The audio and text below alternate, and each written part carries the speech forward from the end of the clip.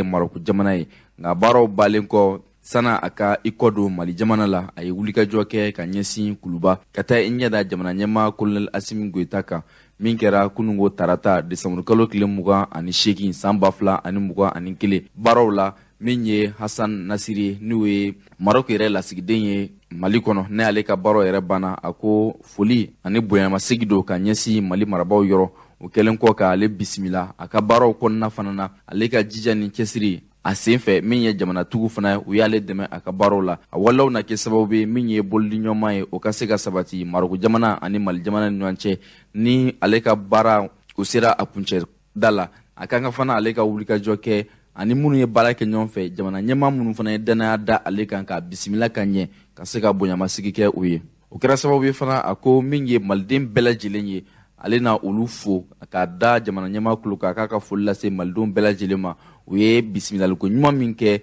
ale ye ka to a ka baaraw kɔnɔna la Mali dugukolo sanfɛ ale ka baaraw kɔni banna min ye monsieur Nasiri ye n'o ye Maroc lasigiden ye Mali yɛrɛ kɔnɔna la a ko a bɛ cɛmancɛ fanga ɲɛmaa fana fo a ka jija ni cɛsiri la Mali ye a b'a dɔn k'a fɔ bolidi ɲɔgɔnma min bɛ Maroc jamana ni Mali jamana ni ɲɔgɔn cɛ bolidi ɲɔgɔnma in dɔ de bɛna fara kan wa fɛn tɛ bɔ a la kabini lawale la Mali ni Maroc jamana u ye fɛn caman kɛ ɲɔgɔn fɛ dɛmɛ caman bɛ min taara ka ɲɛsin ɲɔgɔn ma o waleya ninnu olu b'a jigiya k'a fɔ ko a bɛna to sen kan nin kɛra sababu ye min ye jamana ɲɛmaa Colonel Assimi Goïta ye a ye foli ni tanuni ta k'a di Maroc lasigiden ma min ka baaraw yɛrɛ kuncɛla ka ban an ka jamana kɔnɔ a tilala k'a da tulo kan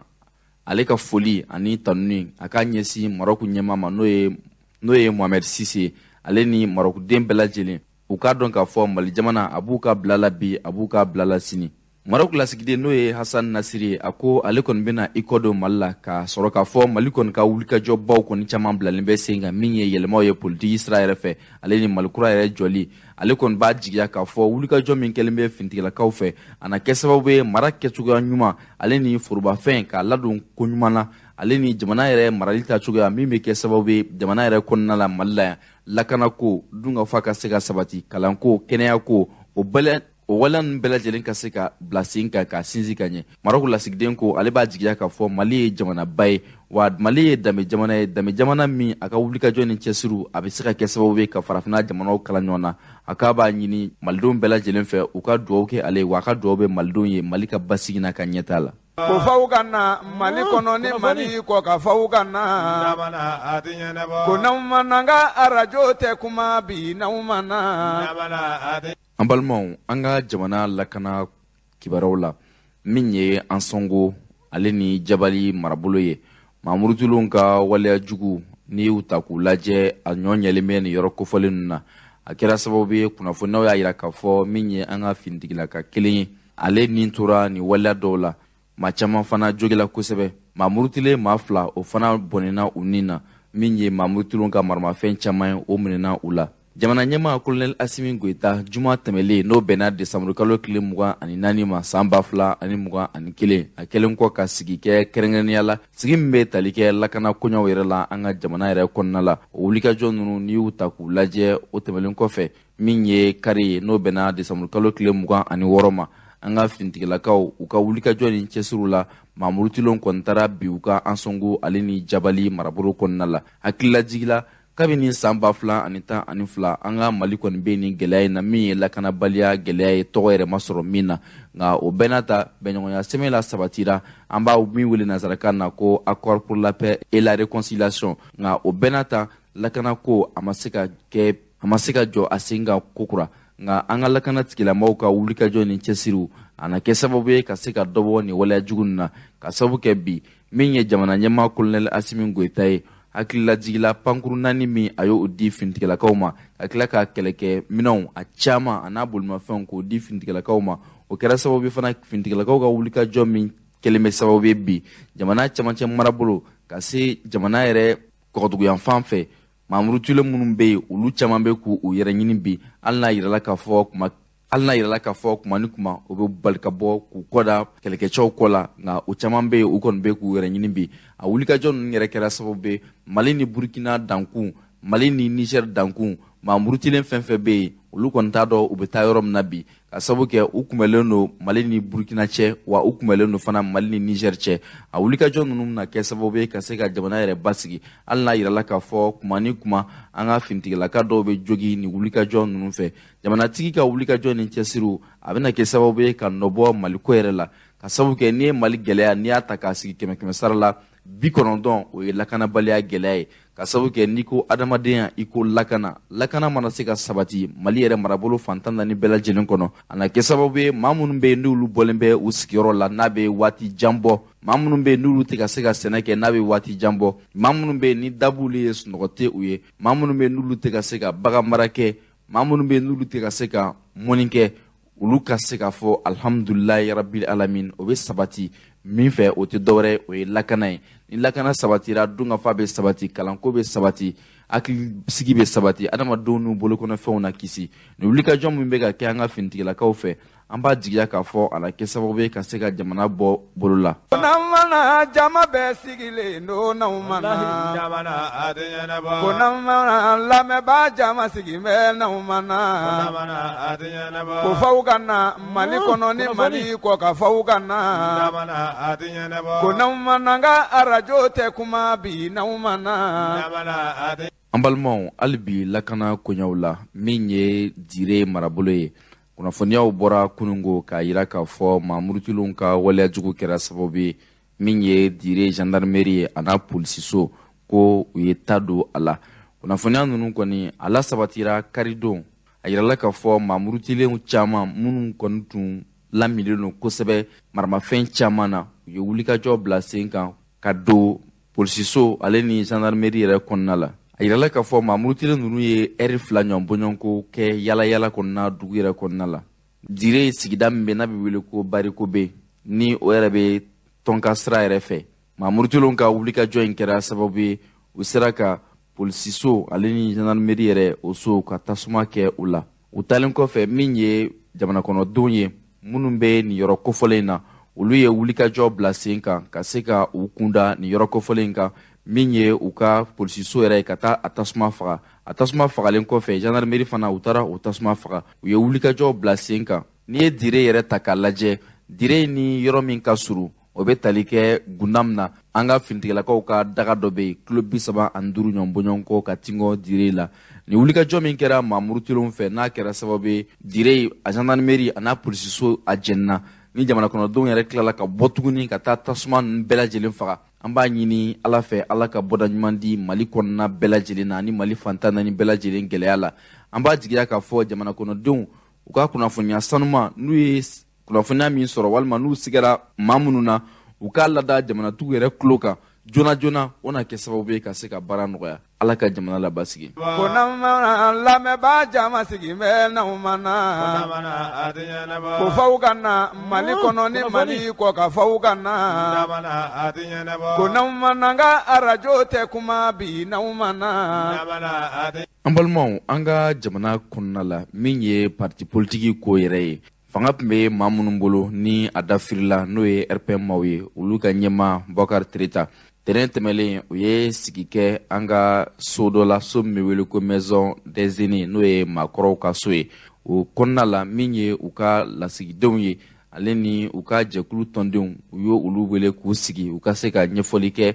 kalafili kuɲɔn yɛrɛ la donna nataw la sigi yɛrɛ a ɲɛmaya kɔni tun bɛ Bokari Tereta bolo maa 300 ɲɔgɔn bɔɲɔgɔnko min ye RPM yɛrɛ lasigidenw ye olu kɔni tun b'a kɛnɛ kan minnu bɔra an ka jamana yɛrɛ marabolo caman na baara daminɛw la Bokar Tereta ka kɔrɔfɔ la a ko nin ye ladala sigi ye min kan ka kɛ a waleya ninnu bɛ kɛ sababu ye fana olu ka se ka ɲɔgɔn kuma ɲɔgɔnya ale ni hakilina ni laɲini minnu bɛ yen donna nataw la parti yɛrɛ ka ɲɛtaa sabatili la ka se ka o lada ɲɔgɔn tulo kan o wulikajɔw de kɛra sababu ye u ye wele bila ɲɔgɔn ma ka se ka ɲɔgɔn hakili jigi gɛlɛya min n'u y'o sɔrɔ u ka parti politique la fanga tɛmɛlenw na u kan ka yɛlɛma kura minnu ta ka ɲɛsin parti politique a yɛrɛ ɲɛtaa ma u ka se ka o hakilina ninnu k'o yira ɲɔgɔn na ale ni ka se ka da don a kuma kologirinbaw la o wulikajɔ ninnu kɔni kan a yirala k'a fɔ maa caman y'a jigiya k'a fɔ an bɛ don min na i n'a fɔ bi a ka kan olu ka se ka u fara fan a ka kan u ka se ka u fanga fara ɲɔgɔn kan ni u fanga farala ɲɔgɔn kan o de bɛ kɛ sababu ye u bɛ se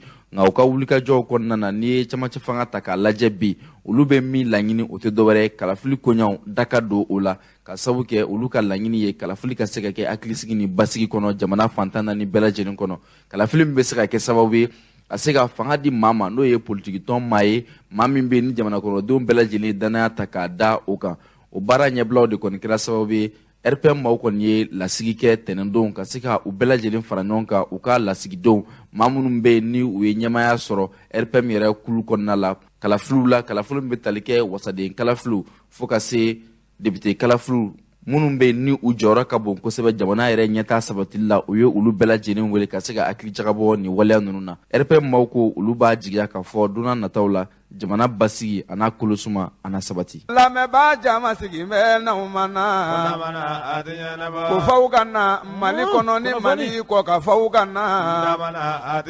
ko n'aw ma na n ka arajo tɛ kuma bi n'aw ma na. An balimaw min ye CODEM parti politique ye olu ka jɛkulu u ye sɛbɛnfura sɔrɔ sɛbɛnfura min bɔra Adama Jara ni maa caman b'a dɔn Ben le Cerveau la ni ale yɛrɛ ye wasaden ye bi camancɛ fanga yɛrɛ kɔnɔna la ka sanga ni Adama Jara Ben le Cerveau a tun ye kɔrɔfɔ dɔw ɲɛfɔ ka ɲɛsin CODEM maaw ma wulikajɔ min kɛra Bajangara ni Sonko cɛ n'a kɛra sababu ye maa caman ni tora a la o kɛra sababu ye ale kɔni tun ye jalaki dɔw fɔ ka ta ka ɲɛsin parti CODEM maaw ma o wulikajɔ ninnu sababu la Adama Jara di Ben le Cerveau a ye hakɛto ɲini kɛ ka ɲɛsin parti politique CODEM a maaw a n'a ɲɛma u bɛɛ lajɛlen ma ka da o waleya ninnu fana kan CODEM maaw ye sɛbɛnfura bɔ ka sanga ni u ka sigi ye min kɛra alamisa desanburu kalo tile 23 san 2021 Adama Jara di Ben le Cerveau ale ka koɲaw yɛrɛ la ni yɛrɛwolo debu sur les remparts ni o maa don wa CNT maa fana don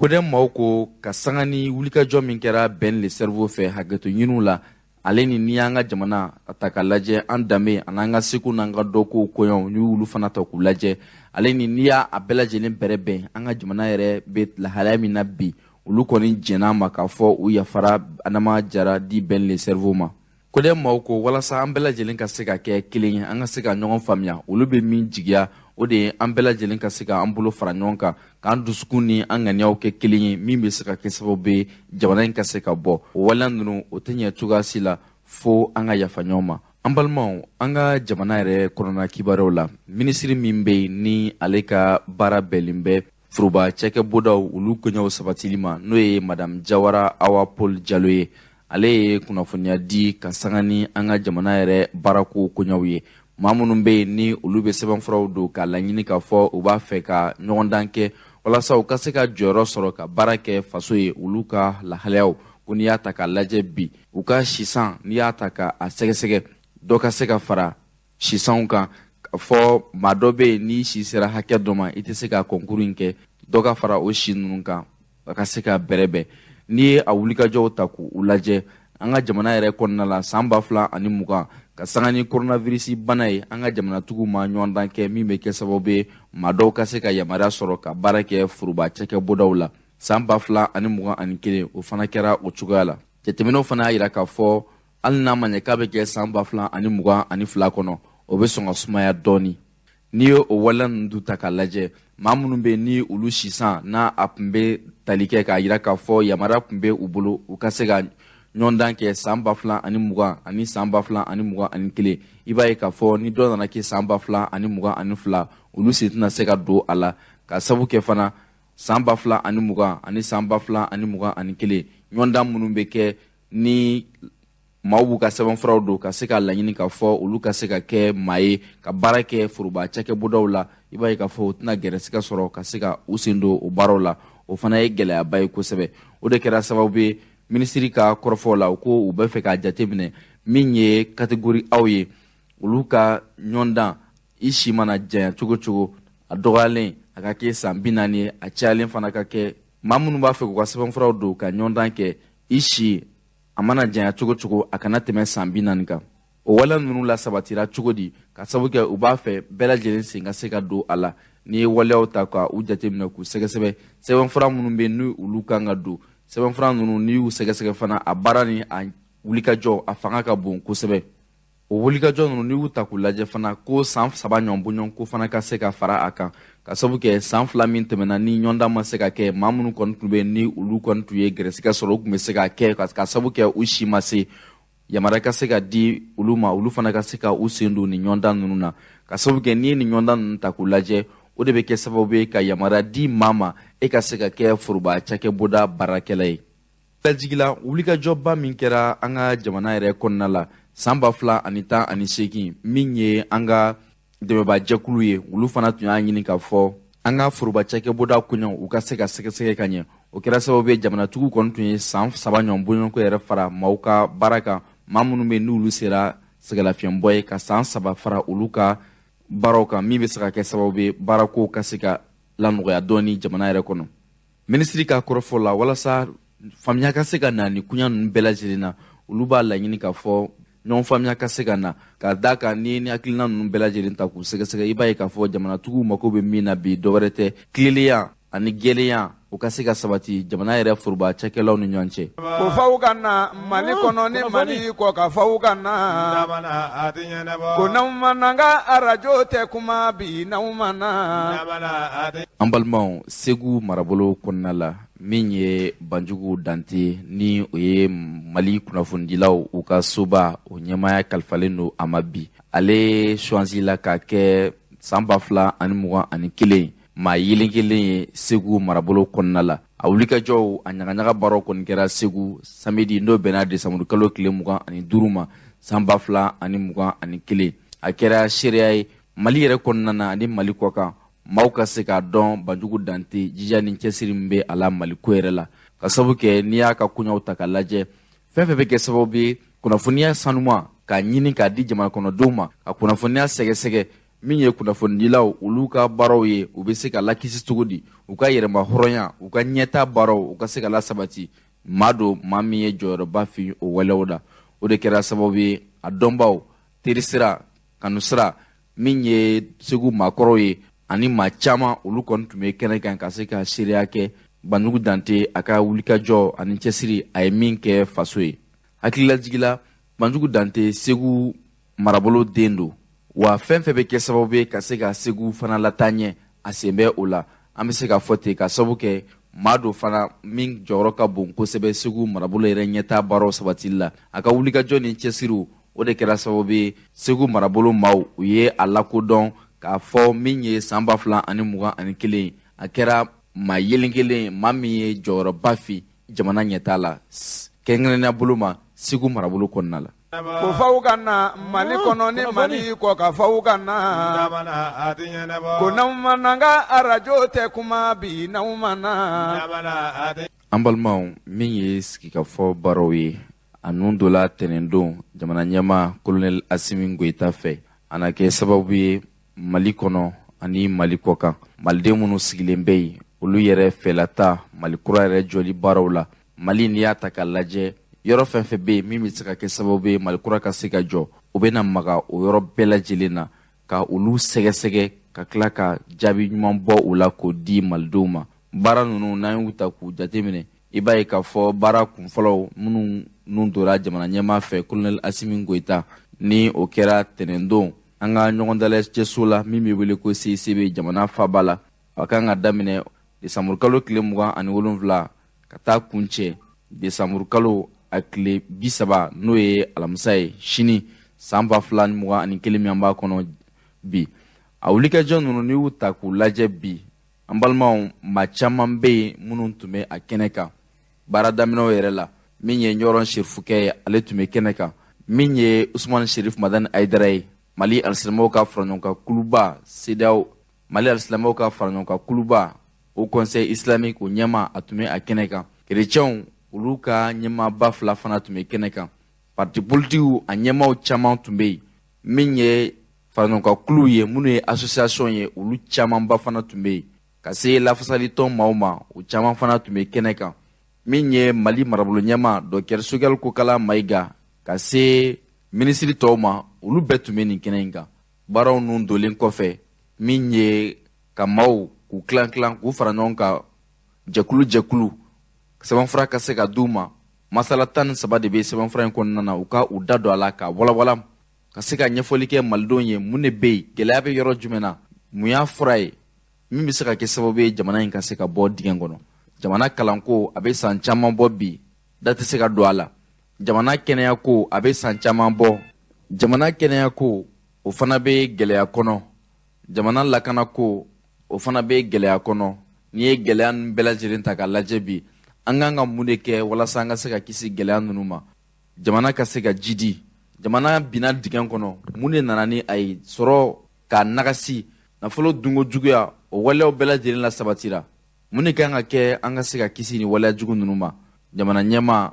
a ye baara kɔni datigɛ k'a di maaw ma. Bi ye sigikafɔ in a tile sabanan ye. Hali bi maaw bɛ ɲɔgɔn na u bɛ kuma ɲɛfɔw la u bɛ hakili falenfalenw la u bɛ hakili jagabaw la. An b'a jigiya k'a fɔ ni sigikafɔ in bɛna kɛ sababu ye ka se ka Mali kura bɔ. Wulikajɔ ninnu na kunun ko an ye maa dɔw sɔrɔ minnu ye ɲɛfɔli kɛ an ye baaraw ta cogoya la olu ka kɔrɔfɔw an ka jango siraw lamɛn ɲɔgɔn fɛ. Ne ye Burama Jakite ka bɔ Buguni ye chef de quartier ye. Ayiwa an nana assise min na nin ye Ala k'a kunjɛ ko ɲuman di an ma. Mais an bɛ yɔrɔ la ko bi min bɛ ne Burama Jakite fɛ e jama hakilina ye dɛ. Bi kuma Mali ta a mɛnna dɛ. An bɛ assise min na nin ye Mali kura ko n'a dara aw k'o dabila hakilina kura de bɛ yen. Mali tɔgɔ ma changer Malidenw de changera. An bɛ jumɛn min kɔnɔ ko bi ne faw de bɛ yan kɔrɔw de bɛ yan. Misaliya an kɛ ta si ta ka taa ɲɔgɔn ma. Anw mɔra cogoya min na an ko développement. O bɛ se ka kɛ cogo di? Bɛɛ b'a mara cogo dɔ i ka so kɔnɔ. So tiɲɛnen don, sigida tiɲɛnen don, dugu tiɲɛnen don. A kɛ hakɛ to kuma n'a fɔ cogo di. An nana yan kɛ kuma kɛ kɔsigi kɔ. N'i y'i bolokɔnɔtigɛ bila i senkɔrɔtigɛ a bɛ taa k'i na dɛ. An bɛ yɔrɔ la dugu bɛ jɛ dutigi jɔn b'a fɔ a ka du kɔnɔ ko taa kɔrɔkɛ fo bi ko nin ye e fa ye bɛ nin ye dɔgɔnin ye. Aw tun bɛ mɔ don min na komi bi polisi tun man ca gendarmew tun man ca gardiw de tun bɛ yen. Mais mara tun bɛ yen dɛ. Hali ni ye fɛn bɛ di dutigi ma dutigi ye baara kɛ n'a don min tɛ yen ko ka taa mara denw ma ci kɛ denw b'a la mara développement bɛ yan dutigi ye fɛn min ɲini k'a bila yen denw bɛ tila k'a bɛɛ jɛ ko tiɲɛ. An k'a lajɛ n'a fɔra an kɛ sigi kɔ mara bɛ daminɛ so kɔnɔ ka bɔ so kɔnɔ ka na sigida la ka bɔ sigida la ka taa dugu kɔnɔ ka bɔ dugu kɔnɔ ka taa jamana kɔnɔ. Ne fa de kɛra commandant ye ne fa ma nin sera don kɔrɔ i bɔra du min kɔnɔ mara la i bɛ to commandant de kɛ n'i ye commissaire ye i bɔra du kɔnɔ mara jɔn i bɛ to kɔrɔjɛ yɔrɔ wɛrɛ jamana de kan mais n'i ma mara hali n'i kɛra ɲɛmɔgɔ ye o marabaliya de bɛ ci kɔnɔ. N'a fɔra an kɛ sigi kɔ Mali kura nin Ala kira ɲuman d'an ma a kɛ Mali kura bɔ a ka kura ɲini hali n'i taara lawurusi la Mali de bɛ yen. Mais n'a fɔra k'a fɔ ko ka mara kɛ mara taara ka an da o bɛ ɲini cogo di? Assise min filɛ nin ye a kana kɛ kuma ye k'a sɛbɛn ka taa bila biwari kɔnɔ. Ni jamana bɛnna fɛn ma a kɛ lawaleya an tɔɔrɔ la dɛ. Fɛn bɛ Mali kan bi o ye hakɛ ye. Den tɛ fa bonya, fa tɛ den bonya, dɔgɔ tɛ kɔrɔ bonya, kɔrɔ tɛ dɔgɔ bonya, muso tɛ cɛ bonya, cɛ tɛ muso bonya. O sigida bɛ kɛ cogo di? Ne tɔgɔ ko Suadu Jabate Jeli est fier.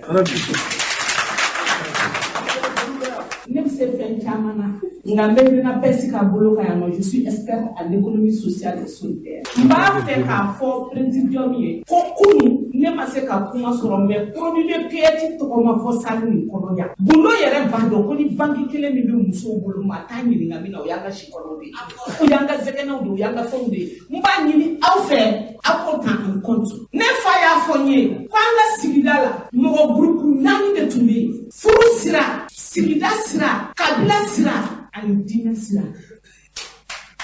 Gouvernement min nana a ye sigi cɛmancɛ la o ye politiki sira ye politiki démocratie nama a diini donna bɛɛ kɔrɔ ka nata k'an tagamala ɲɛ k'an ɲinɛ ɲɔgɔn kɔ ka kabila ba ka balimaya ba ka teriya ba ka sindiya ba ne ko an tɛ sigi olu ma wa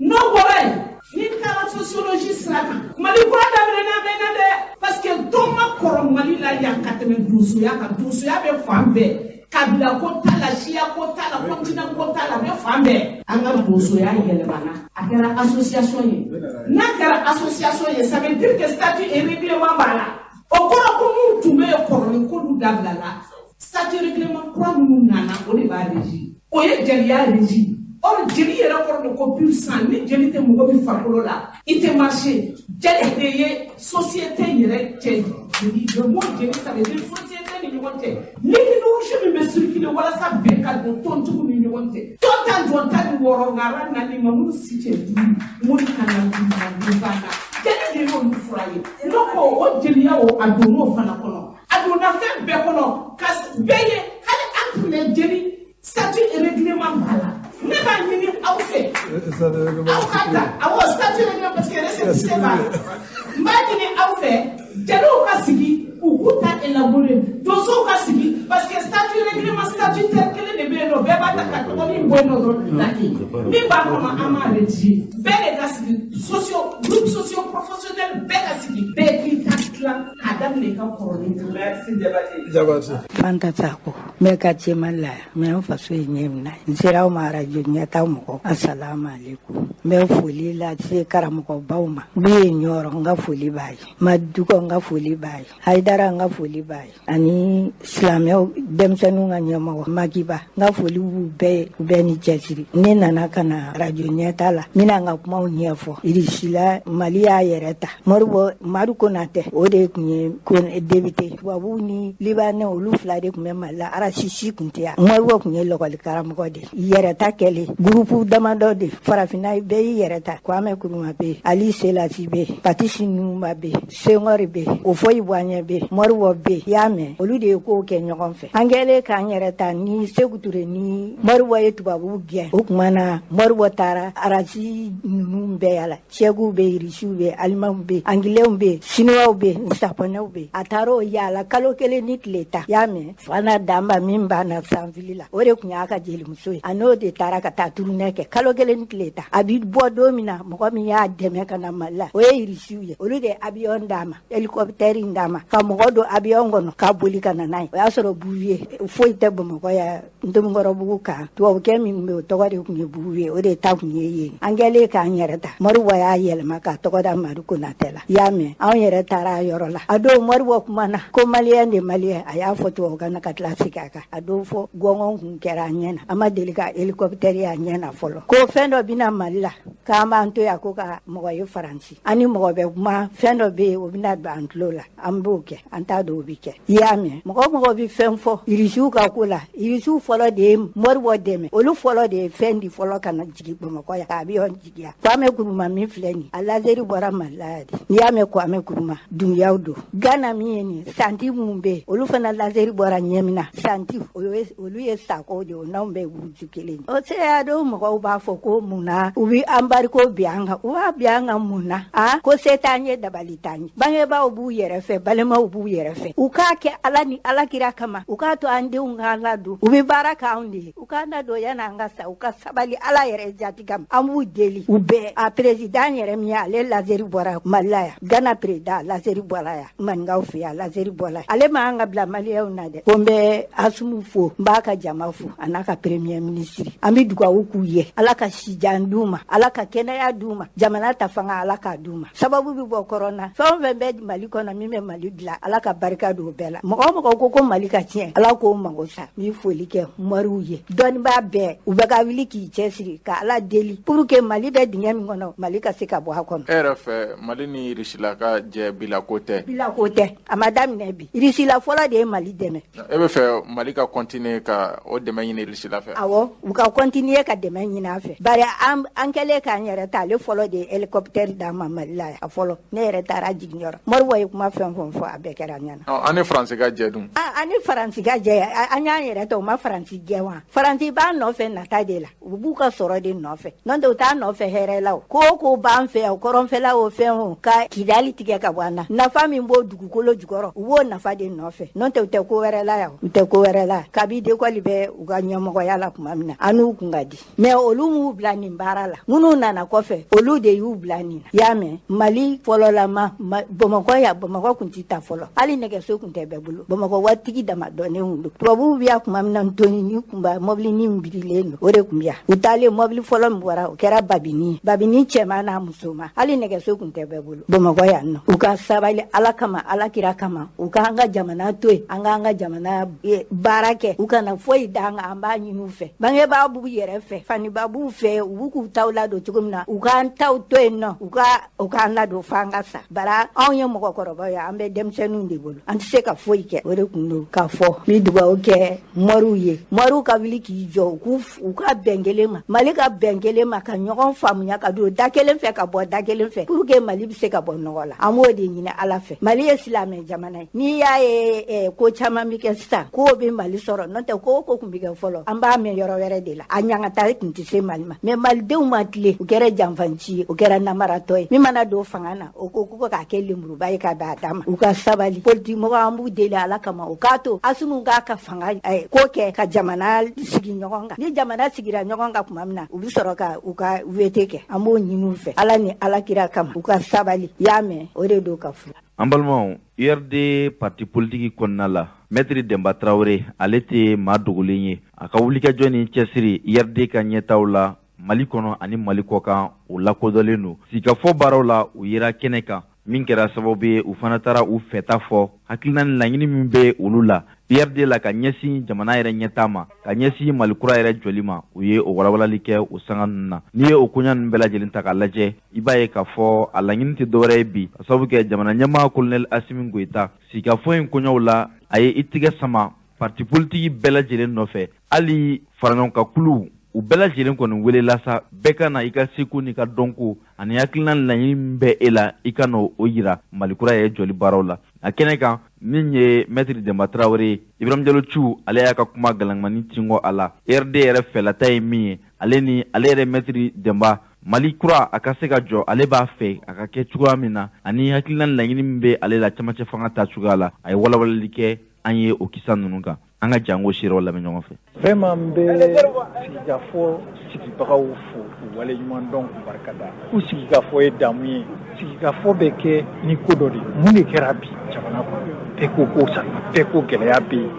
lakana ko gɛlɛya bɛ yen, dunkafa ko gɛlɛya bɛ yen, kalanko gɛlɛya, kɛnɛya ko gɛlɛya bɛ yen. Mais ni gɛlɛya nana, ni jamana kɔnɔdenw ma sigi ka kuma ɲɔgɔn ye, gɛlɛya bɛ fura sɔrɔ cogo di? A ti fura sɔrɔ dɛ. Donc sigikafɔ in kun ye o de ye. Gɛlɛya minnu b'an an yɛrɛ ka yeta ye jumɛn y'a la? An ka fura jumɛn de b'an bolo k'an bɛ se k'o di ka gɛlɛya in furakɛ? Sigikafɔ in kun ye o. Donc n bɛ sigikafɔ in sigibaga bɛɛ fo ka nabaga bɛɛ fo minnu y'a dilan ka ɲɛ depuis an ka togodaw la ka na se yan ma n ka fo parce que ni dugumata ma ɲɛ sanfɛta tɛ ɲɛ dɛ. N'i y'a ye bi ta jama nana aw yɛrɛ y'a ye engouement ba de mɔgɔ minnu nana vraiment a ka bɔ hakili ma. Donc an bɛ mɔgɔw fo ka nabagaw fo k'u waleɲuman dɔn fɛn minnu natɔ sɔrɔ u ka n'u tatɔ sɔrɔ ka ɲini sigikafɔ in kɔfɛ décision fɛn fɛn bɛ ta jamana tɔgɔ la a ka waleya hali n'a bɛ kɛ dɔ ka ɲɛkumu kan décision ka waleya parce que bibi in na bɛɛ ko gɛlɛya bɛ yen gɛlɛya dun i tɛ ka furakɛ ka bɛɛ ɲi bɔlen to dɛ fura dɔw bɛ kɛ dɔ ka ɲɛkumu kan donc faut que an ka sɔn o ma ka jamana bila an bɛɛ sanfɛ o de fana bɛ kɛ sababu ye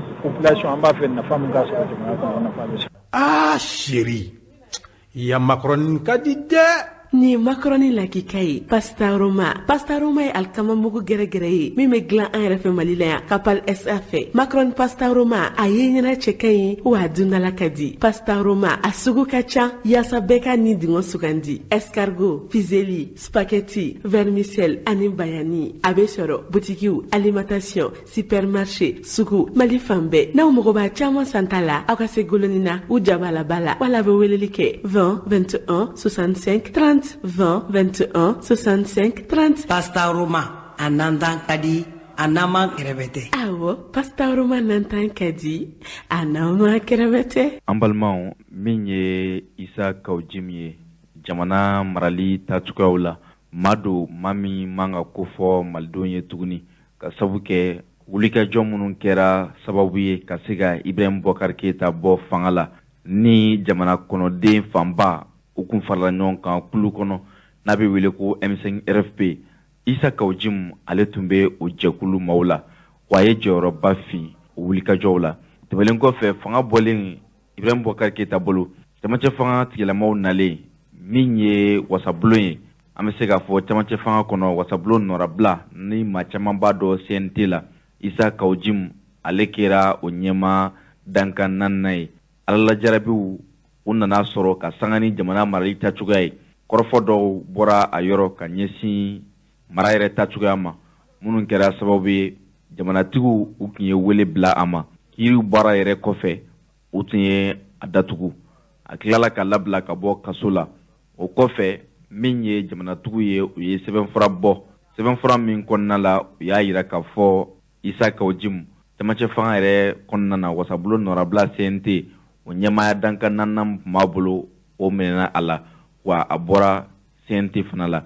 o wulikajɔ ninnu kɔfɛ Isa Kawjim ye wulikajɔ caman kɛ jamana kɔnɔ ka sabu kɛ jɛkulu dɔ bɛ jamana kɔnɔ n'a bɛ wele ko ACRT faso ka wele jɛkulu in yɛrɛ ka laɲini tɛ dɔwɛrɛ ye ka se ka fara ɲɔgɔn kan ka cɛmancɛ fanga maaw dɛmɛ min ye cɛmancɛ fanga ye a ka se ka kɛ hakilisigi ni basigi kɔnɔ ani parti politique caman ɲɛmaw u ye sigi ka baro kɛ ka hakilina fɔlɔfɔlɔ kɛ jamana yɛrɛ marali tacogoyaw la an bɛ don min na i n'a fɔ bi sikafɔ a nun dola tɛnɛ jamana ɲɛmaa colonel Asimi Goyita fɛ maa caman tun bɛ kɛnɛ kan maa minnu kɛra sababu ye ka fanga ka minɛ Ibrahim Boubacar Keita la ni Asimi Goyita ni ale ye fanga sɔrɔ olu sababu la o caman tun bɛ kɛnɛ kan i n'a fɔ M5 RFP maw nka min ye Isa Kawujimi ye ale kɔni tun tɛ kɛnɛ kan o wale ninnu n'i y'u ta k'a lajɛ ka sababu kɛ maa gansan tɛ hali n'a yirala k'a fɔ Ala jarabi binna kan a ye waleyaw kɛ jamana ye adamaden mana kɛ cogo cogo Ibrahim Diallo cu ko ten ko adamaden mana kɛ cogo cogo ko a bɛɛ lajɛlen a tɛ ɲɛ nka ni min ɲɛna o ka fɔ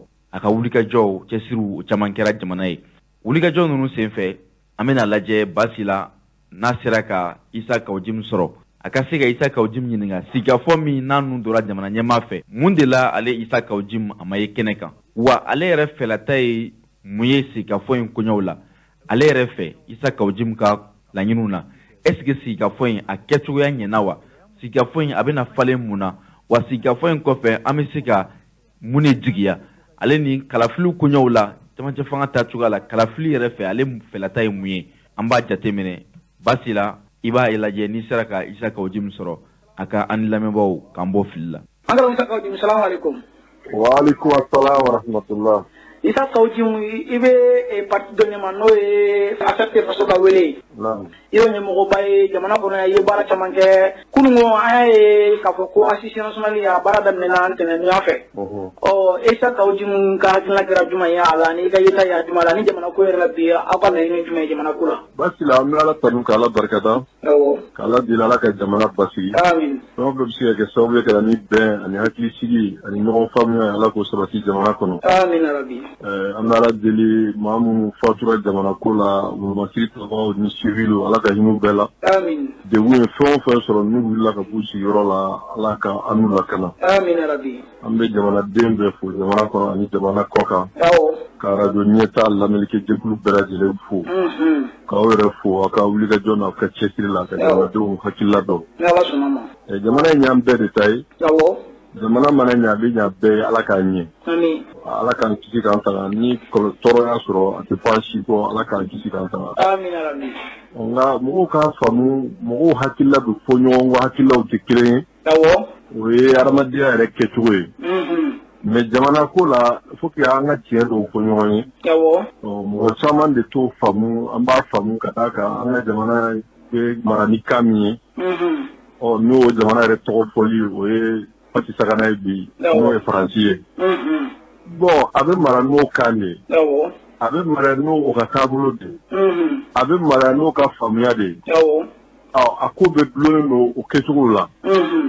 Ni bi gɛlɛya dɔw nana bange lakanabaliya la. O tɛ se ka kɛ tubabuw b'a fɔ ma prétexte ye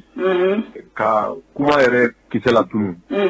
I ka ɲininkali ye mun ye ko sigikafɔ min bɛ sen na k'anw hakilila ye mun y'a la en tant que parti ACRT faso ka wele. Anw hakilila ye min ye nin ye ka jamanadenw hakili de suɲɛ. Parce que ni mɔgɔ ma ko dɔ faamu i t'a a laɲini dɔn. Sigikafɔ ye damu ye fɔ an ka jamana kɔnɔ. Mais sigi bɛ kɛ kun min kama o de kan ka ɲɛfɔ mɔgɔw ye. Parce que mɔgɔw t'a fɛ ka kuma dɔ de mɛ n'i y'o fɔ kuma i b'i kɔfilɛ. Bon adamaden fana dɔ kɛra kɔfilɛ la quoi. Parce que o kɔrɔ ye mun ye jamana fɔra de ko kalo 18 kɔnɔ ko camancɛ fanga ko a mara bɛ minnu bolo Ala ka latigɛ kɔnɔ k'u ka fɛɛrɛ bɛɛ kɛ ka baara kɛ baara min n'a bɛ kun cɛ ni kalata ye. N'a nana fɔ jamanadenw ye ko kalata bɛ se ka kɛ cogo di ko lakana tɛ jamana kɔnɔ. Mais o hakili suɲɛ de ye o. Parce que fanga kɔrɔ min tun bɛ yen yan'a ka bin a ma bi ko lakanabaliya bɛ jamana kɔnɔ a binna fɛn 3 de kama. Ko nafolo bɔra ko ka an ka wolomasiri tabagaw dɛmɛ pour que u ka jamana lakana ko wari nana mun na. a filanan ye min ye ko kalata min kɛra n'o ye législative ye ko namara kɛra la o sabanan ye min ye ko jamanadenw bɛ gɛlɛya la dɔw bɛ ka yɛrɛ sago n'o ye nbɛndiya dunko juguya kɛ jamana nabolo la nin saba de kɛra sababu ye a misaliya dɔ ye ekɔlikaramɔgɔw ka baarabilaw ye a misaliya dɔ ye dɔgɔtɔrɔw ka baarabila ye a misaliya dɔ ye hali kiiri tabagaw ka baarabila ye bon o de y'a to mɔgɔw ko n'an ma fɛɛrɛ kɛ ka jamana maracogo yɛlɛma ko jamana ko bɛ tiɲɛ ne hakili la nin de kɛra sababu ye ni jamanadenw sɔnna ka bɔ ko ka IBK ko ka ɲini a ka fanga bila ni y'o fanga nana bila Ala ka lafiya kɔnɔ ni cogoya minnu nana da don la kalo 18 kɛra mɔgɔ min ma se ka ko dilan mɔgɔ minnu ma se ka ko dilan fo ni mɔgɔ min ko k'i bɛ fɛn wɛrɛ fɔ bɛ minɛ ka datugu bon olu tɛ se ka ko dilan hali ni ye san kelen wɛrɛ d'u ma mais kuma ye min ye démocratie la kalata de b'a jira k'a fɔ i bɛ kuma an tɔgɔ la misala ni lakana tɛ jamana kɔnɔ an bɛɛ sɔnn'o ma o maintenant n'a tora e bolo e ka taa n'a ye est ce que dalu b'an bolo ko lakana bɛ na wa o dalu t'an bolo bon n'a fɔra ko ka kala ta dɔw b'a fɔ ko lakana tɛ se yɔrɔ dɔw la ko kala tɛ se ka taa sigikafɔ tɛ ka kɛ k'a sɔrɔ lakana tɛ jamana kɔnɔ wa donc vraiment ni kɔni ye dɔrɔn ka mɔgɔw hakili suɲɛ anw bolo parce que diɲɛ yɛrɛ taabolo ye min ye ko pour que ni diɲɛ ka bɛn f'a ka taa sɔrɔ jamana min bɛ bara ni maa minnu ye a k'a sɔrɔ jamanadenw de y'u sigi mais ni jamana fanga b'i bolo ni marifa ye wagati ko de ye o tɛ se ka laban o. i ka tɔ jumɛn ɲinɛ la. k'a ye da sɔrɔ a fanga la waati min na e ma nin kuma ninnu fɔ mɔgɔ tɛna fɔ k'e bolo e bɛna a fɔ ko ka élection kɛ. bon basi la i ye ne tun t'a mɛn ko jaabi mais ni mɔgɔ ye i dɛmɛ ko jaabi la i b'a jaabi quoi. awɔ. mɔgɔ caman da bɛ don ko la ni laɲini de u b'a fɔ ko taa ɲini kɛ u b'a fɔ ko taa ɲini yan. awɔ taa ɲini kɔni. n'o tun don ni i y'i ta sɔrɔ ka ban i t'i daminɛ yan. awɔ. i bɛ fanga la jɔyɔrɔ b'i bolo bonya b'i bolo place b'i bolo i t'i daminɛ dɔrɔn ka tɛmɛ n'a ye yan. awɔ. bon ka ko yɛrɛ ne ka a ne kun min ye ne bɔ a ko la bɛɛ b'o dɔn o bɛ réseau kan bɛɛ b'o dɔn. donc ne bolo bi jamanadenw bɛna b'o kalama o tɛ waati jan ko yɛrɛ mais an ka laɲini tɛ tɔɔrɔ de ka jamana sɔrɔ. mais tuma dɔ la i b'a dɔn hali kiraw olu n tɛ sanga olu ma dɛ.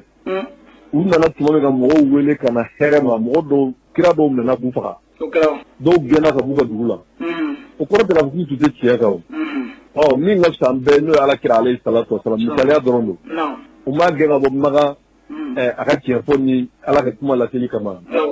donc mɔgɔw bɛ tuma dɔw la ko dɔw bɛ na mɔgɔw t'a faamu mais taalen ɲɛfɛ u b'a faamu donc o tɛ gɛlɛya o tɛ problème ye ne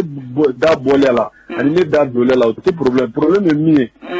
a bɛ ɲɛ cogo min an bɛɛ kan o de laɲini bon mɔgɔ dun fɛn min ni ɲɛ b'a la k'a fɔ a bɛ ka taa sira min fɛ ni fɛɛrɛ ma kɛ tɔɔrɔ bɛ se bɛɛ ma hakilima man ka sɔgɔ ma. i ka tɔjuma an y'a ye hali yefe mɔgɔ dɔ tun bɛ kɛnɛ kan ka fara parti caman mɔgɔw kan hali adama mɔgɔ dɔ tun bɛ kɛnɛ kan ka sababu ye ko jigafɔ ye ko sigikafɔ ka kɛ ko damu ka y'a la ka sababu kɛ e yɛrɛ y'a fɔ sisan ko lakana sabatilen tɛ jamana kɔnɔna la lakana sabatilen tɛ est ce que o kɔnɔna la élection bɛ se ka kɛ waati min fɔra ka bɛn n'a ye wa. c'est à dire que ne bɛna min fɔ e ɲɛna. adamaden i ma fɛn min fɔ i sigiyɔrɔ la ka n'o k'i kunyɔrɔ la. kalo 18 de dira ko ka lakana kɛ lakana ni dɔ ma fara juguya kan fɛn ma fara lafiya kan. kalo 18 de dira ko ka fɔ ko ɲɛma sɔrɔ la. kalo 18 de dira k'an ni maa minnu n'an da bɛ jamana politiko gɛlɛya la accord d'Alger ko ka ɲɛma sɔrɔ la. kalo 18 de dira ko ka sɛbɛnfura minnu bɛ taa kalataw la ni politikimɔgɔw ni fanga ka sigi ka kuma ɲɛma sɔrɔ la. mais kalo 18 dafalen ni sigikafɔ tɛ dɔwɛrɛ ye a kɔrɔ tɛ dɔwɛrɛ ye mɔgɔ min sɔnna mɔgɔ min ma sɔn kɔrɔ wɛrɛ t'a la k'a fɔ dɔrɔn jamanadenw de ko ka dɔ fara transition kan a kɔrɔ o dɔrɔn to bɛ fɛn fɛn f'i ye a bɛɛ ta mɔgɔ la donc k'a fɔ ko lakana tɛ jamana kɔnɔ ni lakana tɛ jamana kɔnɔ d'accord mais ni lakana tɛ jamana o kɔrɔ de ko minnu b'a kɔnɔ olu ka taa n'a ye yan jɔn y'u sigi ye. marifa y'u sigi. donc n'an taar'o la o kɔni o tɛ hɛrɛ jamana ma. voilà parce que kuma min don a tiɲɛ tɛ se ka fɔ n'i y'a fɔ i bɛ datugu. mɔgɔ b'a fɔ fana ko aw de ka sababu ye ka na n'u ye fanga na. an mana ni fanga la ala ka latigɛ kɔnɔ sababu kɔni an jɔyɔrɔ b'a la mais o n'a ta bɛɛ adamaden i ka to tiɲɛ kɔ hali ni mɔgɔw b'i kɛlɛ k'i dɔgɔya o tiɲɛ o ka fisa i ka don o don i ka kuma fila fɔ ma. voilà parce que anw bolo lakanabaliya an bɛɛ b'a kɛlɛ la an si t'a fɛ jamana ka to lakanabaliya la mais anw bolo a sira ɲuman ye min ye an ni diɲɛ ka bɛn an n'an sigiɲɔgɔnw ka bɛn u k'an dɛmɛ pour que lakanabaliya ka bɔ yen ne misaliya kelen ni ma baasi la. n'i ka fɛn bɛ suɲɛ n'i y'a kalifa nson ma i bɛ kisi o. e yɛrɛ b'a dɔn min b'i ka fɛn suɲɛ n'i ko bon n y'a kalifa yɛrɛ ma i ma kisi yan. an ko minnu ma k'olu de kɛra sababu ye ka na lakanabaliya an ka jamana kɔnɔ k'u bɛ an ka jamana kɔnɔ san sigi k'an ma ɲɛ sɔrɔ a la. n'anw tun ko bon an bɛ kala ta mais awa an bɛ kala ta nin wagati in na o tuma an mago bɛ aw yɛrɛ ka an dɛmɛ lakana ka se nin yɔrɔ la pour que an ka kala ta kuma kun tɛ ban mais n'i ko lakana tɛ yen lakanabaliya fɛɛrɛ ti dalu t'e bolo a se t'i ye a fɛɛrɛ t'i bolo e bɛ se k'o dilan wa. ne tun sera kɛnɛ kan sigifɔ ko mɔgɔ ne tun sera kɛnɛ kan ka taa hakilina ninnu fɔ yala kun tɛna kɛ sababu ye e ka hakilina bɛ se ka taa cogoya min na. non karamɔgɔkɛ i bɛ fɛn min résultat dɔn i bɛ taa mun ɲini o kɛnɛ kan voilà i bɛ fɛn min laɲini dɔn ne y'a f'i ye kun foyi t'a la fɛn o fɛn bɛna fɔ a bɛɛ fɔra ka tɛmɛ o kuma in bɛɛ ye min ye a kuma laban ye min ye a fulasa ye min ye u bɛna fɔ de ko jamanadenw y'a ɲini ko ka dɔ fara transition kan ko ka prolonger donc olu b'o de kɛ dalu ye ka to fanga la bon fanga min don fanga halala tɛ danaya tɛ fanga in kan parce que jamanadenw m'a di parce que faut que o de ka fɔ jamanadenw ye n'o tɛ fɛn fɛn bɛ ka f'i ye nin bɛɛ ye kuma dabiri de mais kuma yɛrɛ tiɲɛ ye min ye u b'a fɛ ka to ko in na donc u bɛ se ka parce que n'u m'o kɛ u bɛ se ka dalu sɔrɔ min b'a to u bɛ continuer n'a ye bon ni mɔgɔ tɛ se ka jamana mara ni marifa ye o tɛ ɲɛ o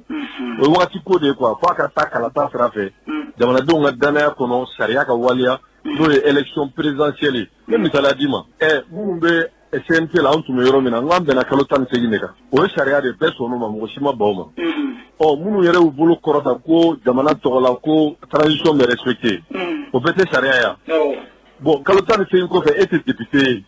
ye jamanadenw bɛ kɛ député e bɛna mun de ta ni sɔn bɛ k'o ma bon ni gɛlɛyaw de bɛ yen o ne ka b'a politique kuma de ma bon mɔgɔw mana ko bɔ politique kuma kɔrɔ ka mɔgɔw hakili fiyɛ ko lakana tɛ yen ko kala ta problème tɛ kala tali ni kala tabaliya ye problème ye min ye fanga bɛ mara ni hakilila min est ce que sariya sɔnnen don a ma wa parce que an ka jamana constitution de ko k'u tɛ se ka to président la i tɛ se ka kɛ député ni élection tɛ bon IBK dun ye élection kɛ k'an to lakanabaliya la mɔgɔ ma ban o ma o mais mɔgɔw ye IBK kɛlɛ min na ko namara de kɛra élection na ne ka faamuya la. est ce que o tɛ ka siran o kɛlɛ nin ɲɛ namara min bɛ k'a kɔnɔ est ce que o tɛ ka siran. non namara ni lakanabaliya tɛ kelen lakanabaliya yɔrɔ dɔw bɛ yen a tɛ se ka kɛ ni yɔrɔ dɔw bɛ yen n'a tɛ se ka kɛ an bɛ sigi ka bɛn a ka fɔ bon nin yɔrɔ in na lakana tɛ se ka kɛ o mɔgɔw tɛ o yɔrɔ la mɛ o bɛ jamana yɔrɔ wɛrɛ u bɛ se ka voter yen o n bɛ misaliya d'i ma n bɛ misaliya d'i ma dugu dɔw cira pewu mɔgɔw sigilen filɛ nin ye ɲamana yan n'u taara recenser u ka voter u ka dugu tɔgɔ la ɲamana o tɛ se ka kɛ yan donc ko in ye faamuya ko ni laɲini de ye a fɔ ma volonté politique mais ni mɔgɔ ni biɲɛ sirila sen dalen bɛ biɲɛ kan o biɲɛ tɛ ye koyi mɔgɔ dɔw sigilen bɛ Mauritanie frontière la dɔw bɛ Burkina u ka dugu dɔnnen don mais u wulila ka bɔ yen u bɛ se ka taa recenser ka taa voter yen nɔ u ka dugu tɔgɔ la o donc lakanabaliya tɛ dɛ u b'a fɛ k'u poro fanga kan u t'a fɛ k'a bila de. Isa Gɔlima kuma laban ye jumɛn ye ka ɲɛsin jamanadenw ma. kuma laban ye min ye an ye silamɛ an bɛ dugawu kɛ. minnu taara sigikafɔ la ni ŋaniya ɲuman ye ala ka n'u dɛmɛ ŋaniya ɲumanw ka fara ɲɔgɔn kan. anw minnu yɛrɛ ka faamuya la k'a fɔ nin t'a solution ala ka hakili ɲuman d'an bɛɛ ma. jamana basigi ni jamana lafiya an bɛɛ mago b'o de la. donc an ka hɛrɛ bɛ min na ala k'o latigɛ. jamana ka kisi an bɛɛ ka laɲini o de parce que u bɛ ka min don mɔgɔ hakili la o tɛ tiɲɛ yɛrɛ ka fɔ dɔw bɛ jamana fɛ dɔw t'a fɛ ne ma da la ko mɔgɔ bɛ mali la min tɛ mali fɛ mais mɔgɔw ka yecogo de tɛ kelen ye n'o tɛ i sigilen bɛ yɔrɔ min na i denw bɛ yen i musow bɛ yen i ka sɔrɔ bɛ yen i bɛ se ka kɛ ŋɛrɛ k'i yɛrɛ kɔnɔ fara mais k'a bila i kunna n'i y'a ye fɛn fɛn ko an ka taa kalata la fɛn fɛn ko an ni diɲɛ ka bɛn olu tɛ jamana fɛ olu ye fasodenjugu ye bon ni yɛrɛ de b'a jira k'a fɔ c'est-à-dire que jamanajɔ kuma tɛ quoi ni ye fanga n ka to fanga la dɔrɔn n ka nafa sɔrɔ bon o tɛ ɲɛ o donc ne ka kuma laban ye min ye dɔrɔn vraiment an bɛɛ ka tuubi quoi an ka segin ala ma parce que ko in problème bɛɛ y'o de ye o y'a diinɛ yɔrɔ ye bon an bɛ ala deli ala ka kɔsegin nɔgɔya an bɛɛ ye ka hakili ɲuman d'an bɛɛ ma k'aw yɛrɛ fo aw ka wulikajɔ n'aw ka cɛsiri la i si la. merci shukran. ko n'aw mana arajo ɲɛtaga la n'aw mana ko n'aw mana jama bɛɛ sigilen don n'aw mana ko n'aw mana lamɛnbaa jama sigilen bɛ n'aw mana ko f'aw ka na mali kɔnɔ ni mali kɔ ka f'aw ka na. an balimaw jɛkulu min bɛ yen n'a bɛ wele ko groupement des patriotes du Mali olu ka wulikajɔ ni cɛsiriw o kɛra sababu ye kunungo u ye ciwara dɔ ta ka taa di Irisi lasigiden ma min b'an ka jamana kɔnɔ n'a bɛ wele ko André Grimiko. nin wulikajɔ in a laɲini tɛ dɔwɛrɛ ye u ko min ye Irisi kɛlɛkɛcɛw olu ka ladegekɛlaw ye olu minnu nana an ka jamana kɔnɔ ka na se k'an ka jamana finitigilakaw dɛmɛ lakana baaraw la o de kɛra sababu ye u ye ciwara in ta ka taa di Irisi lasigiden ma a k'a ɲɛsin Irisi marabaaw ma u ka se k'a dɔn a jara o jɛkulu ye bi a jara u ye sini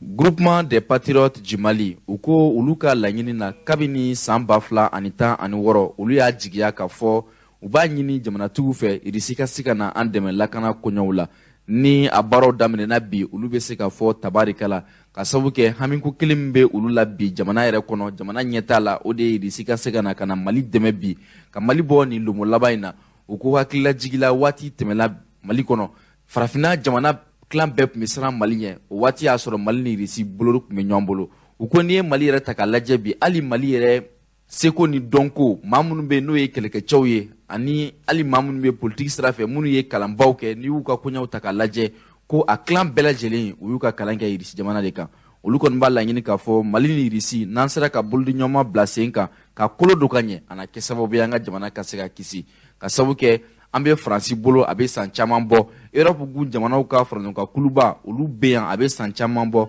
o bɛɛ n'a ta nɔ foyi ma se ka bɔ an ka lakanabaliya la an b'a jigiya k'a fɔ bolodi ɲɔgɔnma mana bila sen kan an ni irisi jamana cɛ nin na u ka wulikajɔw a na kɛ sababu ye ka se ka an ka jamana kisi ka sabu kɛ olu mana na olu bɛ baara kɛ a kɛcogoya ɲuman de la ka fɔ ka baara ka a birisa k'a ɲagamu o t'u olu fɛlata ye olu bɛ min laɲini jamana kɔnɔdenw an'u bolokɔnɔfɛnw o bɛɛ lajɛlen de ka se ka kisi an ɲini dɔw kɛ groupement des patriotes du Mali u ka nin wulikajɔ in na min kɛra sababu ye o ye ciwara dɔ ta ka taa di irisi lasigiden ma Mali kɔnɔ min bɛ wele ko André Grimiko min bɔra o seera ninnu na an ka jango lamɛn ɲɔgɔn fɛ. Modibo Keyita k'u ye livre d'a ma livre dɔ dira ma Modibo Keyita ka livre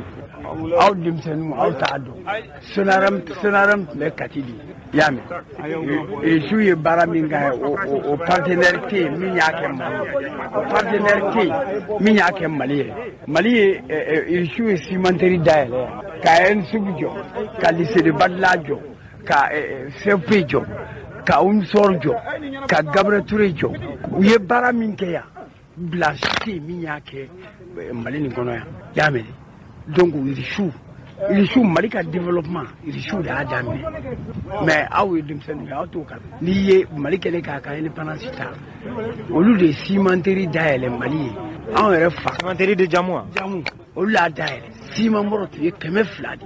ani 50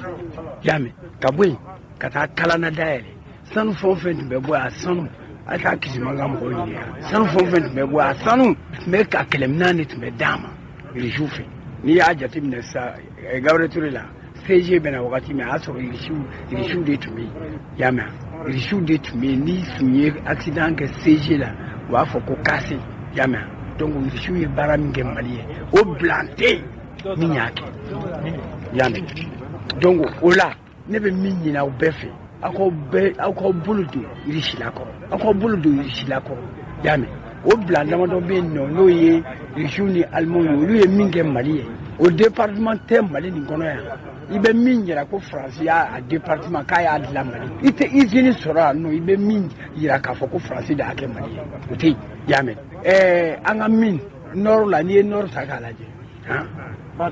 ngo n'i ye nord ta k'a lajɛ an ka dugujukɔrɔ fɛn bɛɛ lajɛlen irisiw b'a bɛɛ yɔrɔ dɔn tout u b'a bɛɛ yɔrɔ dɔn n'i ye min ni min f'i ɲɛna i hakili b'a bɛɛ la kɔni Gabriel Touré CFP UNSOR lycée de Badla ENSUG Kalana fɛngɛ Jamu irisiw de ye nin bɛɛ kɛ Mali ye mais mɔgɔ minnu nana conseil na ka na Mali ta olu 26 mars dɔw kuma min tun bɛ ka fɔ e tun b'a mɛn ko casser la France va payer aw bɛɛ kɔni y'o mɛn aw denmisɛnnin tun y'o mɛn aw bɛɛ y'o mɛn ko casser la France va payer France ye mun payer yɔrɔ bɛ casser la est-ce que France y'a payer donc n bɛ min kɛ n b'aw fo k'aw wale ɲuman dɔn bɛɛ k'i bolo don irisi la kɔrɔ i y'a mɛn n'an y'an bolo don irisi la kɔrɔ molobaliya tɛ k'an na yan an ka migrifɛndenw taara min u taara min. Ne tɔgɔ Mahamadou Koulibaly n ye Groupe Patriote jeunesse présent voilà donc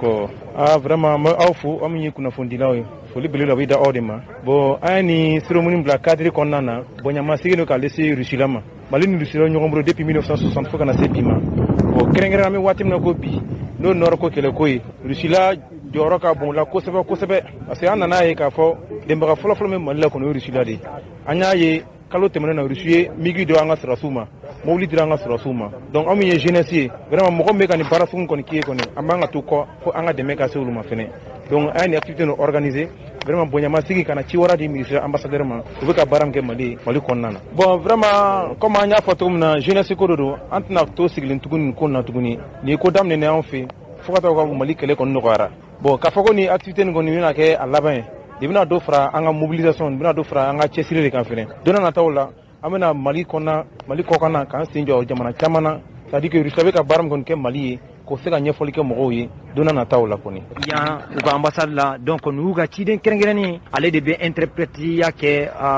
ici ambassadeur krefe nazarakana no francicain donc kaka mission bana akanga ta Russie là donc il doit rentrer avec Natai ko donc ko Mali koni kale jatemine munke ko Malion jijalendo ko diana tike kaka gelenya kosobe kabe mawye kube wotro bulke ube bara gelonke bara fiun ko be mira maw ba fe ka doke nga ko be min ko fofana ko jamane ka gela re de bia waya yira ka fo ko Malion ka jatigiya fana ko bula ko donc ni ko ye ko muniya ale koni do donc nala sona ale tuna nyini ka be bela jene fo abe Malion fo uga bismillah donc ale ka mission ka bantola do abenata nala sona Moscou après oye Russie la konnay donc mbalma Malion nya fo e tugumna ako beteme atoro absega atoro fo parce que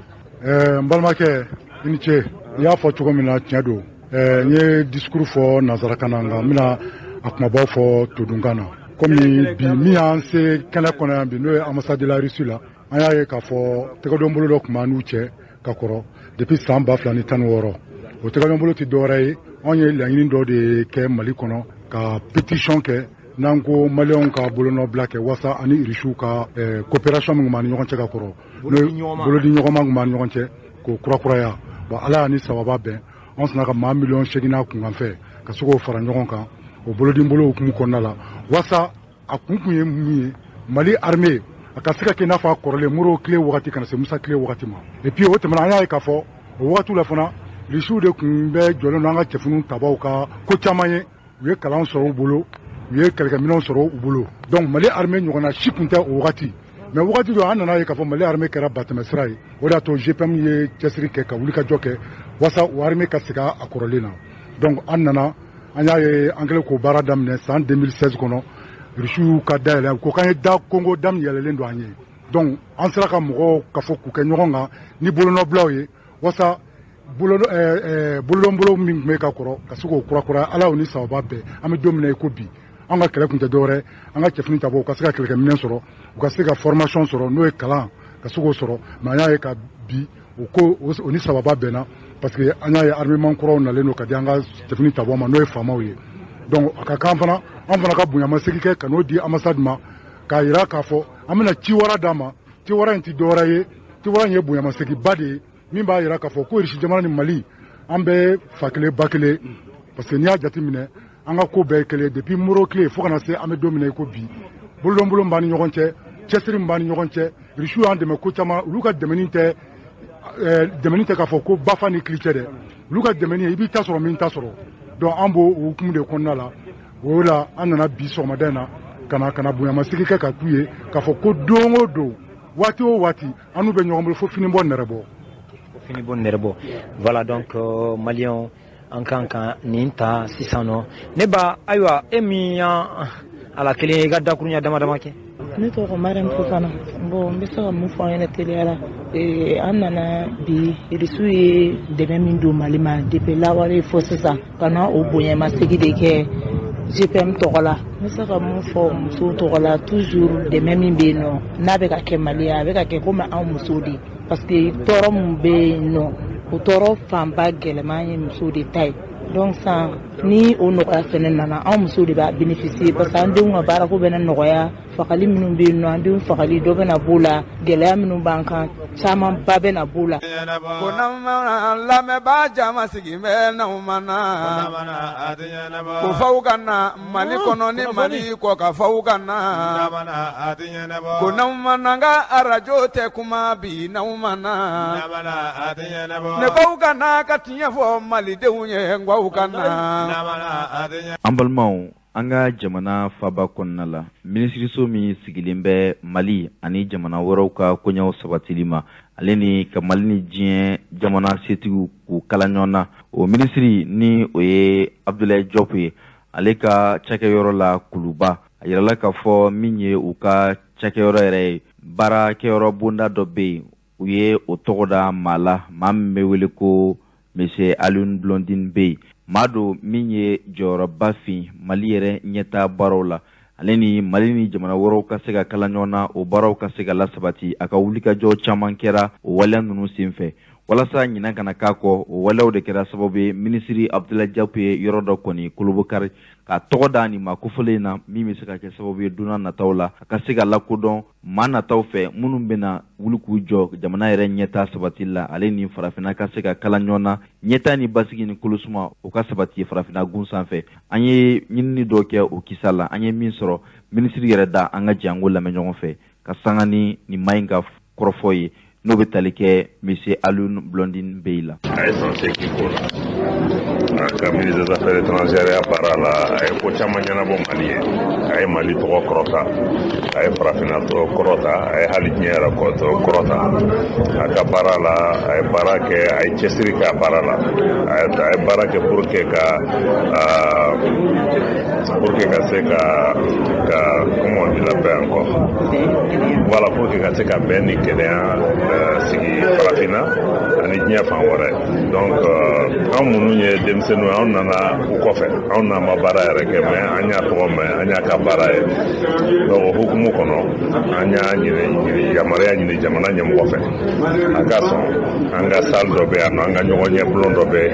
ministère des affaires étrangères la an k'o tɔgɔ d'a ma pour que an ka se ka an hakili to a la pour que denmisɛn minnu bɛ na anw fana kɔfɛ u k'u hakili to a la parce que mɔgɔ min don a ye cɛsiri kɛ jamana ye a ye sɔrɔ siraw ɲini ka ɲɛsin jamana ma a ye jɔli kɛ Nations Unies yɛrɛ la Mali tɔgɔ la donc diɲɛ fan bɛɛ donc an hakili la n'an ka mɔgɔ minnu ye nin baara sugu kɛ an kan ka se ka vraiment an hakili t'u la donc an y'a wele a ka denbaya yɛrɛ fana nana yan nɔ k'a fɔ ko jamana hakili b'a la jamana b'a waleɲuman dɔn an ka denmisɛnninw ani anw minnu nana kɔfɛ an ka continuer k'a lajɛ ale ye cɛsiri min kɛ pour que an yɛrɛ fana ka se ka jɔ o jɔyɔrɔ ninnu na o de ye bi cérémonie nin kun ye awa yɛrɛ ni ce. Ne ko kana ka tiɲɛ fɔ malidenw ye ngwaw kana ko kaw kana tiɲɛ k'a fɔ jamanadenw ye n'an mana ko aw kana tiɲɛ fɔ jamanatigi ye n'aw mana n'aw mana nafa tɛ nkalon na tun n'aw mana. An balimaw min ye parti politique far an ka wuli ye olu ka wulikajɔ ni cɛsiri baaraw la a yirala k'a fɔ desanburu kalo tile 25 u ye wulikajɔ kɛ ka se Kita marabolo la dugu min bɛ n'a bɛ wele ko Balandugu u sera o yɔrɔ kɔfɔlen na ka se ka taa ɲɛfɔli kɛ far an ka wuli maaw olu yɛrɛ ka wulikajɔ ni cɛsiri laɲini min bɛ u la Maliko yɛrɛ ɲɛtaa la ni ye far ta k'a lajɛ u ko u ka ɲɛma a ɲɛmaya bɛ maa min bolo n'o ye Modibo Sidibe ye maa don maa min ye jija ni cɛsiri kɛ Mali yɛrɛ koɲɛw la don tɛmɛlenw na ka fanga to Amadu Tumani Ture bolo a tun bɛ fanga yɛrɛ la ka sabu kɛ minisiri ɲɛmaya a y'o jɔyɔrɔ kɛ yɛlɛma caman fana nana jamana ko yɛrɛ la a yirala k'a fɔ fana ko ale sen tun bɛ o baaraw la yɛlɛma minnu kɛra sababu ye min ye kɛnɛya ko ale ni dun ka fa koɲɛw yɛrɛ sabatili u n'a ɲɔgɔnna caman Modibo Sidibe ko a sen tun b'o la a ka jɛkulu maaw kɔni selen ko Kita u ye ɲɛfɔli kɛ ka sanga ni wulikajɔ ninnu ye min bɔra o siraw la an ka jango lamɛn ɲɔgɔn fɛ. Ala ka jama ɲatilana mɔgɔ ma jama ɲatilana Ala ka jama ɲatilana yarabi yamma ne siro hoɲala Ala ko mira ne ma so hoɲala Ala ko mira ɲawara damale ka bɔ Balanugu numulaba mari ka numu musule ne tɔgɔ Nɛnɛ Nɔmɔgɔ Balanugu an bɛ mari ka bila kɔnɔ an kɛni an ka laɲini bɛ mun ye an y'an jigi ye ɲamɔgɔ ye dɔrɔn an bɛ a deli Ala fɛ siniɲɛsigi Ala ka dan garisɛgɛ la Ala ka jama dan garisɛgɛ la Ala ka ɲɛtagaw sabati Ala ka kalankɛla Ala k'u kun d'an kan Ala ka garisɛgɛ d'u bolo ne bɛ bɔla Balanugu gori la an bɛ mari ka bila kɔnɔ an bɛ Balanugu yan bi min y'an si an bɛ o mari ka yɛrɛ lɔn ani yɛrɛ gasisigi ani sigiɲɔgɔn lɔn ni balima lɔn Musa Janɛ ka bɔ Dinda Musa Janɛ le kan don an bɛ tugu Madi kɔ parce que Madi b'a yɛrɛ kalama Madi bɛ se ka jamana dilan Madi bɛ se ka Balanugu dilan Madi bɛ se ka hali Kita jamana dilan donc o y'an tugu Madi kɔ donc an ye fari fana kibaruya mɛn fari min ye radio so min don an bɛ Ala deli Ala ka fana mafa Ala ka sabati mais an ka ɲɔgɔn sɔrɔ yan bi a ka juba yɛrɛ mun ye jamana ka bɔ nɔgɔ la jamana bɛ hitinga min kɔnɔ bi jamana bɛ lebu min kɔnɔ bi bɛnbaliya ni hakilisigibaliya an bɛ dugawu kɛ ala k'an kisi o ma an bɛ madi ko bi an bɛ madi ko sɛnɛ parce que a b'a yɛrɛ kalama an b'a fɛ jamana ka taa ɲɛfɛ o de y'an tugu madi ko jamana taasira ɲuman o b'a bolo jamana b'o dibila o b'a bolo ka jamana ka taa ɲɛfɛ o bɛ madi bolo o kalan b'a la hakɛti bɛ kuma kan sali ala mahamadu n'i y'a ye yan bi an b'an ka biro sigi de la vraiment madi n'o ye fari an ka wuli ye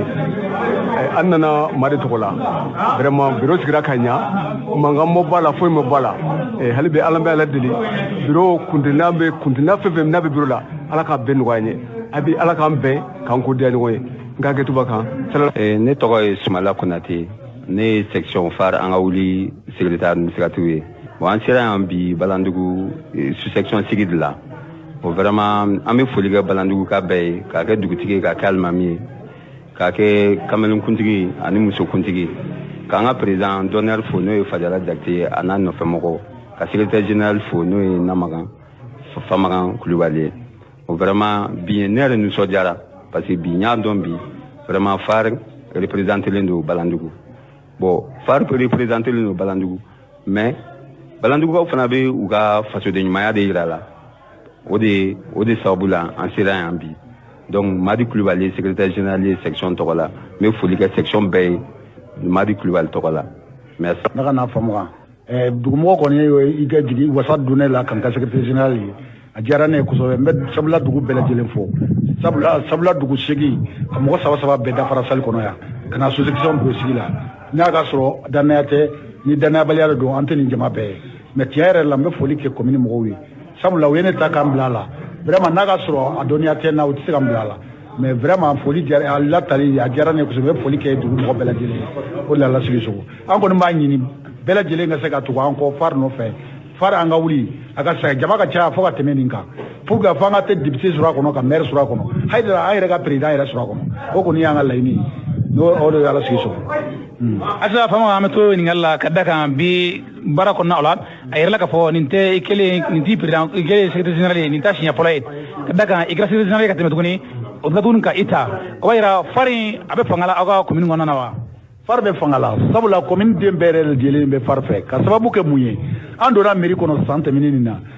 na an tagara dugu o dugu la impôt bɛɛ sarala far kama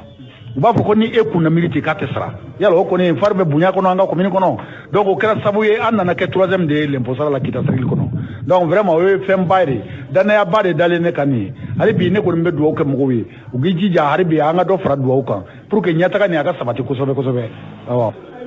ne yɛrɛ tɔgɔ ye Madi Kulubali ne ye far ka secrétaire général ye kita section na ne yɛrɛ wolodugu mɔdugu de ye sabula commune ye an nana bi bureau sigira an ka dugu bɛɛ lajɛlen na an ka dugu segin bɛɛ lajɛlen na comité sigira bɛɛ la donc a ka kan an ka na sous-section bureau yɛrɛ fana sigili la donc o de kama an ye ɲɔgɔn sɔrɔ Balandugu yan bi o min ye commune sunba ye ka se ka délégué wele dugu bɛɛ la mɔgɔ saba u kana an ka jɛ ka sous-section bureau sigi ala a kɛra yɛrɛ sigilen ɲɛna sous-section bureau kɔni sigira bonya ani karama de kɔnɔna na donc mɔgɔ ma k'a la woyo ma k'a la a mɔgɔ 40 bɛɛ lajɛlen sigira ni hakilimaya ye donc an ye bureau kɔrɔ mɔgɔw k'u fɔ k'u waleɲuman dɔn u ka baara ɲuman kɛlen na o kɔfɛ bureau kura ka taa sigi donc o sigira ni bɛɛ ni kelenya hakilina kelen de walisa an bɛ se cogo min na fanga ɲini nata in na an bɛ se ka jɔyɔrɔ kɛrɛnkɛrɛnnen sɔrɔ